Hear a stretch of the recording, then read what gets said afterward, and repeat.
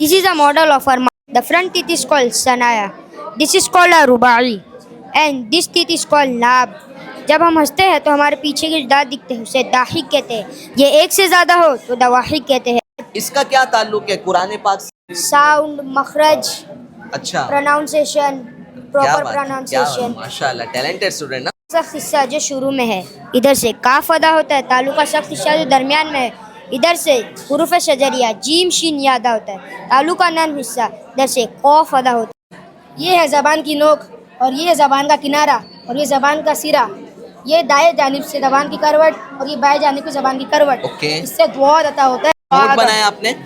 ये भी क्ले से बनाया? Yes, sir. माशाल्लाह। This is the biological model and this is the Arabic model. So we will explain in Urdu. Okay, ये Hulk का मखरज है, ये दांत का डायग्राम है, ये हल्क के हिस्से है। हल्क का ऊपर वाला हिस्सा, हल्क का दरमियानी वाला हिस्सा और हल्क का नीचे वाला हिस्सा। हल्क के ऊपर वाले हिस्से से गैन और ख अदा होते हैं, जैसे अ।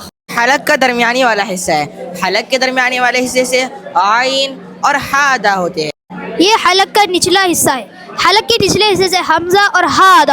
माशाल्लाह। प्रोनाउंसिएशन सिर्फ बताने से नहीं बल्कि जो है वो इस तरह के मॉडल से समझाने से जो है वो ज़्यादा क्लियरली समझ में आता है। माशाल्लाह। ये आपकी दावत इस्लामी और ये आपकी दारुल मदीना इंग्लिश।